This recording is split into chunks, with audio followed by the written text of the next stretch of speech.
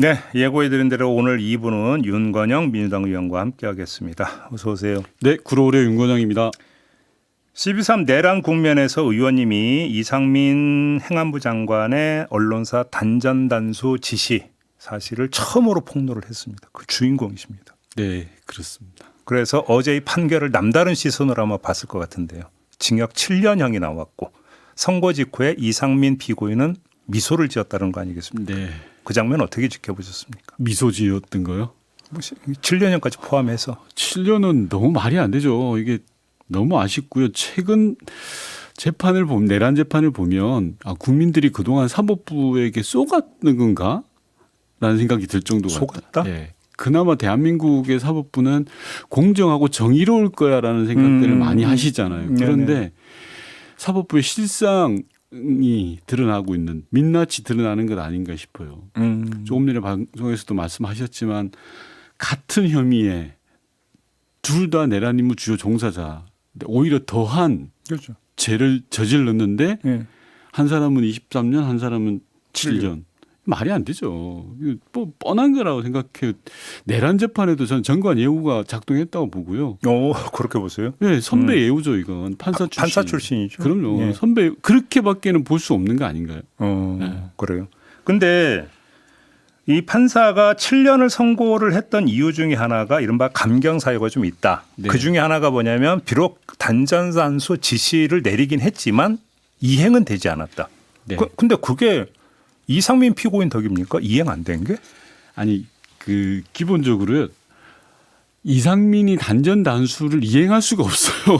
그럼 소방청에서 해야 되는 거예요. 아닙니다. 단전 단수 임무는 소방청 임무가 아닙니다. 한전이 되는 거. 한전과 수도사업소. 수도사업부가 되는 아리수 본부가 그렇죠. 하는 일이에요. 그렇죠. 그래서 이상민이 단전 단수 지시를 했을 때 당시 소방청장이 뜨악했다는 거예요. 왜 이걸 우리한테 이야기하지? 한전이나 수도사업소로 가야 되는가? 네, 그래서 당시에 제보를 받았을 때 소방청장이 그 지시를 받고 주변에 상의를 했다는 거예요. 야, 이걸 우리가 해야 될 일이야? 재판 과정에서 나왔죠. 네, 증언이. 라고 했다는 네. 거고. 그 이상민이 지시는 했지만 실행이 되지 않아서 감경한다라는 건 완전히 말장난이죠, 이건. 이상민은 지시하는 게 실행한 거예요. 네. 이상민 입장에서는. 그러니까요. 왜 자기 부하에게 예. 단전단수하라. 라고 하는 거예요. 왜냐하면 소방청에게 무슨 권한이 있냐고 하면 단전단수를 요청할 권한은 있어요. 그걸 착각한 것 같아요. 이상민이.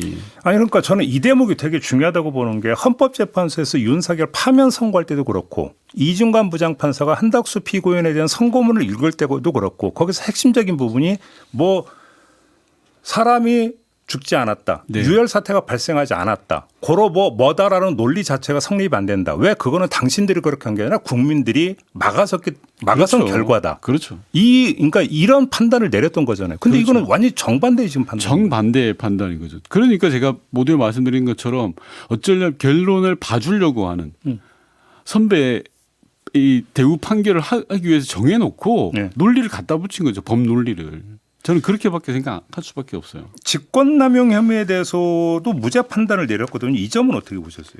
말장난이죠. 이게 연결된다고 생각하는데요. 예. 지시는 했지만 실행되지 않았다. 이게 무죄 판단의 핵심이잖아요. 직권남용에. 근데 말이 안 됩니다. 직권남용 권리행사 방해는 핵심이 다른 사람에게 의무 없는 일을 시킨 거거든요. 소방청장에게 의무가 아닌 일을 시킨 게 이상민이에요. 당연히 직권남용 유죄죠. 그게 왜 무죄입니까? 일을 시켰는데. 네. 그렇잖아요. 행안부 장관이었던 이상민이 자기 부하였던 소방청장에게 전화해서 단전단수 조치를 해라라고 지시를 내린 거 인정했잖아요. 근데 이게 왜 무죄가 된 건가요? 또 하나가 내란을 사전에 모의하지 않았다. 계획 단계에서 함께하지 않았다. 그래서 내란 중요 임무 종사의 무게가 좀 덜하다. 이런 판단을 내린 것 같은데 이 점은 어떻게 평가하세요? 저는 사법부의 내란에 대한 인식이 심각한 문제가 있다고 생각을 해요. 일단 사전 모의 부분은 논외로 하더라도 내란에 참여한 게 그렇게 대수롭지 않은 일인가요? 저는 감경하고 그게 요인인가라는 생각이 들고 친위 구테타에 가담한 거지 않습니까? 예. 그러면 뭐 비근한 예는 아니겠지만 조선시대는 3대를 멸했어요. 삼족을 면한다고 네. 그러죠.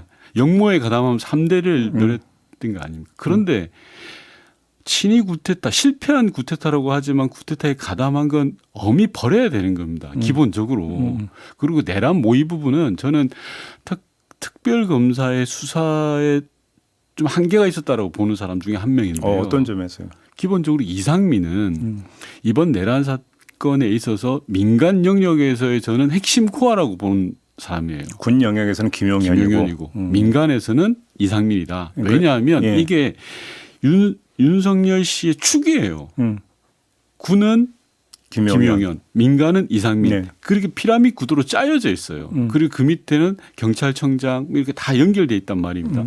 그 큰 그림을 보지 못했다라는 생각이 들고 비근한 예로 내란 직후에 안가회동이 있었습니다. 네네네. 안가회동에 이상민이 주요 멤버로 참여합니다. 그렇죠. 소집을 했던 사람 중에 한 명이죠. 그런데 안가회동 직후에 전부 핸드폰을 다 바꿔버려요. 증거를 인멸했단 말입니다. 특검은 이 부분에 대해서 소명을 받거나 수사를 하지 않았어요. 아, 그 수사 안 됐었어요. 안 됐죠. 그러니까 사전 모의 부분에 대해서는 수사가 부족하다라고 보는 게 합리적인 의심이에요. 제가 볼 때. 예, 그런데 네. 그걸 재판부가 인용을 해버려서 일종의 감경의 사유로 들이대는 건 네. 나가도 너무 나갔다고 생각하는 거죠. 어차피 지금 그 구형량의 절반에도 미치지 못했기 때문에 네. 이건 무조건 항소잖아요. 특검 그럼요. 입장에서도. 이제 그 2심으로 넘어가면 내란 전담 재판부에서 이제 재판을 맡게 되는 겁니다. 좀 네. 어떤 그 반전이 있을 수 있다고 그렇게 전망하세요? 저는 반전이 있을 수 있다고 당연히 생각하고요. 있어야 되는 거죠. 예. 왜냐하면 앞서 방송에도 하셨겠지만 같은 사건의 같은 피해자 한덕수 이상민이에요. 한 명은 23년, 한 명은 7년인 거예요. 그렇죠. 오히려 더 중한 죄를 지은 사람이 7년으로 절반도 안 되는 벌을 받은 거예요. 바로 잡아야죠, 이거. 그렇죠. 그 판결 말고 어제 이제 그 헌법 존중 정부 혁신 테스크포스에서 조사 결과를 지금 발표를 했어요. 네. 그건데 110건에 대해서 수사 의뢰를 했다고 하는데 근데 거의 이제 110건 가운데 108건은 군 관련이니까 이제 국방부 조사본부로 넘어간다고 봐야 되는 거죠. 이거 같은 경우는. 네, 맞습니다. 그리고 이제 나머지 같은 경우는 이제 외교부이니까 이게 이렇게 되면 근데 그럼 경찰이 맡게 되는 겁니까? 2차 종합특검 쪽으로 넘어간다고 봐야 되는 걸까요? 저는 종합특검도 참고해야 되고요. 실제 수사의 영역은 경찰로 가는 거라고 생각합니다. 다만 2차 종합특검과 연계되어 있는 부분은 특검에서 다뤄야 된다고 생각을 합니다. 그래요? 네. 근데 지금 그 국회 행안위 그 여당 간사를 맡고 계시고 그렇습니다. 행안위에서 또 이제 경찰을 좀 커버를 하지 않습니까? 네. 근데 수사 의뢰 말고 징계건이 있거든요. 네. 징계건은 경찰이 상당히 많이 있어요. 이 문제 어떻게 처리해야 된다고 생각하세요? 저는 내란을 청산하는 핵심이 뭐냐라는 건 엄중한 단죄라고 생각해요. 네. 유명한 철학자가 한 말 중에 이런 말이 있다 그러더라고요. 오늘의 죄를 벌하지 않으면 내일의 범죄에 용기를 주는 거다. 그렇죠, 그렇죠. 멋진 말이지 않습니까? 예. 청산을 하기 위한 가장 중요한 건 단죄입니다. 예. 그래서 지금 TF에서 발표된 부분들에 대해서는 철저한 단죄가 우선이라고 생각을 하고요. 그래야 내란 청산의 시작이 되는 겁니다. 그 두 번째로는 스스로 개혁할 수 있도록 만들어주는 게 필요하다고 생각해요. 네. 예를 들어서 경호처 관련해서 정말 많은 문제들이 드러났잖아요. 근데 그때 당시에는 경호처가 스스로 개혁하겠다라고 이러저러한 안들을 냈어요. 근데 시간이 신압으로 지나면서 지금 그런 이야기가 쏙 들어가 버렸죠. 이래서는 안 됩니다. 그렇죠. 스스로 개혁할 수 있는 조치들을 만들어내게 해야 돼요. 그렇죠. 정부가 나서 그렇죠. 또는 시민사회는 그걸 감시해야 됩니다. 경찰도 마찬가지고 군도 마찬가지입니다. 이걸 단죄한다고 끝나는 게 아니고요. 스스로 바꿀 수 있겠다라고 제도적으로 만들어내지 않으면 마지막은 제도화죠. 그렇죠. 예. 제도적으로 만들어내지 않으면 다시 또 그런 유혹에 빠지는 거예요. 왜? 그래. 이번 같이 7년 때리니까요. 내란에 종사했는데 인생 걸고 한번 내 인생 걸어보겠다고 나오는 미친 작자들이 있을 수 있는 거잖아요. 제가 조금 전에 JB타임즈에서 전해드렸는데 그 12.3 내란 때 한 경찰 공무원이 이 포고령에 따르지 말라. 경찰청장은. 네. 그다음에 국회를 지켜야 한다라는 글을 경찰 내부 통신망에 올렸다는 거 아닙니까? 네, 혹시 네. 이 사람 이제 신원일 거 다 파악이 됐을 거 아닙니까? 아니, 정확하게 제가 파악되지는 못했습니다. 아니 아무튼 요 테스크포스 당연히 파악돼 있죠. 뭔가 좀 칭찬을 하든지 네. 포상을 하든지 좀 해야 되는 거 아닐까요? 당연히 그럴해야 된다고 생각하고요. 예. 국회 행안위 차원에서도 적극적으로 검토해 보겠습니다. 그러게요. 예. 그 시점으로 돌아가서 보면 상당히 용기 있는 행동이었던 거죠. 용기 있죠. 사실은 그런 분들과 눈에 보이지 않는 다수의 국민들이 내란을 막아선 거죠. 그렇죠. 그 뜻을 받아서 국회가 비상계엄 해제를 했지만 이 단전단수도요. 만약에 그런 국민들이 없고 그런 공직자가 없고 국회에 비상계엄 해제가 없더라면 단전단수 됐습니다. 됐죠. 왜냐하면 소방청은 이상민의 지시를 받아서 준비를 했다는 게 팩트거든요. 소방청장이 서울 본부장에 전화해서 연락 오면 조치해라라고 지시가 내려갔던 거예요. 네. 그 상황이. 네. 그래서 만에 하나 새벽 1시에 비상계엄이 해제되지 않았다면 예. 몇 시간 더 끌었다면 정말 심각한 상황이 왔죠. 그러게요. 알겠습니다. 모신 김에 다른 것도 좀 여쭤볼 게 좀 많이 있는데요. 네. 어제 이재명 대통령 사건 공소 취소와 국정조사 추진을 위한 의원 모임이 발족을 했습니다. 네. 이 모임의 공동대표를 맡으셨더라고요. 예, 저도 드디어 이제 한 자리 하게 되는 모양입니다. 이 모임의 성격을 어떻게 규정을 해야 되는 겁니까? 감명합니다. 그러니까 윤석열 정부에서의 정치 검찰이 정말 몹쓸 짓을 했거든요. 공소권을 가지고 정치 보복을 자행했던 것은 그 대표적인 게 이재명 대통령이고 문재인 전 대통령, 서훈 전 원장, 예. 정용 정말 많습니다. 정치 검찰이 무도한 행태를 바로 잡자라는 모임인 겁니다. 이 모임은 그래서 잘못된 공소가 있으면 그 원인을 제거하자. 그래서 공소 취소부터 해야 된다라는 겁니다. 왜 검찰은 자신들이 저지른 잘못에 대해서 단 한 번도 반성하지 않고 그걸 원위치시키지 않습니다. 그것부터 하자라는 모임인 겁니다. 근데 왜 언론은 자꾸 이 모임을 친명 모임으로 이렇게 규정을 해요? 그러니까요. 제가 어느 날은 친문이라 그랬다가 어느 날은 친명이라 그랬다가 저는 가만히 있는데 또 어느 날은 친청이라 그러더라고요. 그래요? 네, 그래서 제가 볼 때는 뭐 이건 호사가들이 이름 붙이기 좋아하는 분들의 생각인 거고 취지 자체는 저는 감명합니다. 정치 검찰의 잘못된 행태를 바로잡는 모임이다. 근데 의원 모임이 있잖아요. 네. 그런데 의원 모임 차원에서 구체적으로 뭘 할 수 있습니까? 그러면? 기본적으로 여론 작업을 하는 겁니다. 당내에는 이와 유사한 조직이 있습니다. 있죠. 예, TF도 있고요. 그게 아마 한준호 의원이 맞습니다. 맡고 있는. 한준호 의원이 TF 팀장이고 예. 거기에서는 법리적 검토라든지 제도 개선을 한다면 의원 모임에서는 여론화하자라는 겁니다. 국민들에게 그래요? 알려나가고. 그 얘기가 그래서 그러니까 자발적으로 좀 알려나가자. 그렇습니다. 예. 토탈 몇 명이나 지금 참여를 했어요? 어제 78명인가 80명 가까이 거의 절반 이상 되는 것 같은데요. 그래요? 네. 근데 왜 이렇게 일찍 써주셨어요? 참여 어제 저희가 김영준 의원하고 인터뷰했거든요. 그래서 네네. 김영준 묻지도 않았는데 본인에게도 문자가 왔는데 좀 늦게 발견을 해가지고 하려고 했더니 이미 끝났더라. 그래서 그런 분들이 가끔 있으시더라고요. 이제 저한테도 본회의장에서 누가 이야기하세요. 예. 그거 나 할래. 그랬더니. 너 친명이라면 할래. 그래서 받아들이자라고 저는 제안을 해놓은 상태입니다. 그래요? 확대해야죠. 다 같이 하는 모임인데. 추가 접수가 가능합니까? 예, 알겠습니다. 그러면 좀 의원 숫자가 더 늘어날 수도 있겠네요. 그럴 개연성이 있습니다. 알겠습니다. 또 국회 행정안전위원회 여당 간사를 맡고 계십니다. 네. 그 행정통합 특별법안이 어제 통과됐죠. 상임위에서 3개 법안을 다 처리했습니다. 전체 회의까지 통과됐죠. 예, 그렇습니다. 그런데 지금 이게 그 지역별로 약간 반응이 좀 약간 좀 다른 것 같더라고요. 특히 대전 충남 쪽에서는 좀 반발이 있는 것 같은데. 국민의힘이 내부 분열한 것 같아요. 그래요? 이 법에 대해서 국민의힘은 대구, 경북, 광주, 전남은 동의를 했어요. 국민의힘 의원들도. 네. 그래서 어제 합의 처리를 한 겁니다. 반대가 없었어요. 그래요? 근데 대전 충남만 동의를 하지 않겠다라는 거예요. 제가 볼 때는 내용상의 문제라기보다는 예. 왜냐하면 대전시장과 충남 도지사가 시작한 일이에요. 이 일이. 네. 그걸 이재명 대통령이 받아서 전국적으로 한번 해보자라고 해서 3개 통합법이 만들어지고 지금 가고 있는 건데 제가 생각할 때는 이게 결국 선거를 뗄래야 뗄 수 없이 생각하는 것 같아요. 그분들이. 왜냐. 통합 광역 선거를 하게 되면 즉 대전과 충남을 합치게 되면 자기들한테 불리하다라고 생각하시는 것 같아요. 판도가? 네. 그러다 보니까 이제까지 계속 자기들이 하자라고 했다가 갑자기 표변했어요. 그래서 상임위 논의 과정에서 국회 행안위 논의 과정에서 어떤 일이 있었냐면은 침대 축구 아시죠? 침대 질의가 있었어요. 그렇게 오래 했어요? 네. 지금 제가 어제까지 3일 동안 거의 자정 가까운 시간에 들어갔습니다. 3일 동안 이 법안 소위나 전체회의를 했던 건데요. 국민의힘 의원들이 대전 충남 이야기만 나오면 하나하나 그냥 질의를 해서 시간 끌기로 가는 거예요. 지연 작전. 청문회 같은 거 보면 의원별로 그 질문 시간이 딱 제한돼 있던데 원래 상임위 그런 거 없어요? 법안 소위는 그런 게 없습니다. 사실상 무제한이기 때문에 침대 질의에 제가 많이 당해가지고요. 그래요? 예, 근데 이 행정통합법 이야기 나왔으니까 말씀드리면 행정통합법은 계문 발차하는 법입니다.